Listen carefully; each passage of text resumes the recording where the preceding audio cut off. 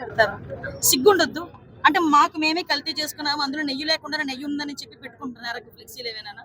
అంటే వాళ్ళు చేసిన తప్పిదాన్ని అటువంటిది ఈ రోజు మళ్ళీ బయటకొచ్చి ఏం మొహం పెట్టుకొని మాట్లాడుతున్నారని వాళ్ళందరినీ కూడా నేను క్వశ్చన్ చేస్తున్నా. దయచేసి ఇప్పటికైనా బుద్ధి తెచ్చుకొని చేసిన తప్పును ఒప్పుకొని లెంపలేసుకొని ప్రజల్ని క్షమించమని అడగండి. వాళ్ళు నిర్ధారించిన రిపోర్ట్ ఈ రోజు మళ్ళా బయటకొచ్చి కల్తీ నెయ్యి ఉందా లేదా అంటే దాని గురించి మాట్లాడట్లేదు. జంతువు గురించి మాట్లాడి దాన్ని డైవర్ట్ చేయడానికి రకరకాలైన ప్రయత్నాలు చేస్తున్నారు. తప్పు జరిగింది అనుకునేటప్పుడు తప్పు నిర్ధారణ అయినప్పుడు దానికి సంబంధించిన పనిష్మెంట్ తీసుకోవాలి. తిరిగి వితండవాదం చేసి ప్రజలను మభ్యపెట్టే ప్రయత్నం చేస్తున్నారు. మేము మిగతా విషయాలు ఇప్పుడు బాబాయిని హత్య చేయించేసి బయటకు వచ్చే నారాసుర రక్త చరిత్ర రాసినప్పుడు కూడా నిజంగా ఒకసారి రాజకీయంలో వన్ ఆఫ్ ద పార్ట్లే అనుకోవచ్చు ఎవరైనా. కానీ ఈ రోజు దేవుడు ప్రసాదంలో కూడా కల్తీ. సిగ్గుపడాలి నిజంగా. దేవుడు ప్రసాదం, అందులోని వెంకటేశ్వర స్వామి ప్రసాదం అంటే మీరందరూ కూడా ఎప్పుడైనా తిరుపతి దర్శనానికి నా దగ్గర నుంచి లెటర్లు కూడా తీసుకుని వెళ్తారు. వచ్చిన తర్వాత మిమ్మల్ని అందరినీ అడుగుతాను, ఏమయ్యా లెటర్ తీసుకెళ్ళావు, కనీసం ప్రసాదం ఏమైనా ఇచ్చావా అని అడుగుతాను. అంటే ప్రసాదానికి ఉన్న ప్రాశస్యం అలాంటిది.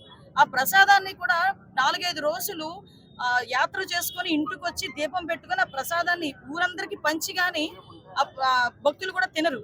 అంత ప్రసాదం, అంత పవిత్రమైన ప్రసాదాన్ని కూడా కల్తీ చేయాలని ఎలా అనిపించిందో నాకైతే అర్థం కావట్లేదు. అఫ్ కోర్స్ జగన్మోహన్ రెడ్డికి వెంకటేశ్వర స్వామి అంటే భక్తి లేదు, భయం అంతకన్నా లేదు. ఆ విషయం అందరికీ తెలుసు.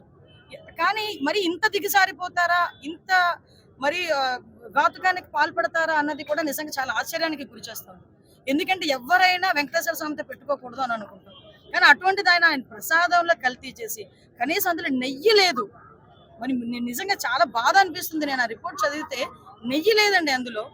పామ్ ఆయిల్ కలిపారు, లేకపోతే రిఫైండ్ ఆయిల్, సమ్ డాల్డా లాంటిది, బీటా కెరోటిన్, ఎసిటిక్ యాసిడ్, ఆ సింథటిక్ ఘీ, ఇవన్నీ మిక్స్ చేసి నెయ్యే లేకుండా లడ్డు తయారు చేసి ప్రసాదం అని చెప్పి 235 కోట్లకు పైగా మనీ ట్రాన్సాక్షన్ కూడా జరిగిందంటే నిజంగా వాళ్ళు మనుషులేనా?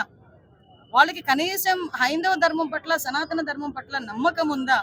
కనీసం వాళ్ళు అనకూడదు కానీ మనిషిగా బయట బతకడానికైనా బయట పెడతారు. సిగ్గుండొద్దు. అంటే మాకు మేమే కల్తీ చేసుకున్నాము, అందులో నెయ్యి లేకుండా నెయ్యి ఉందని చెప్పి పెట్టుకుంటున్నారా ఫ్లెక్సీలు ఏవేనా?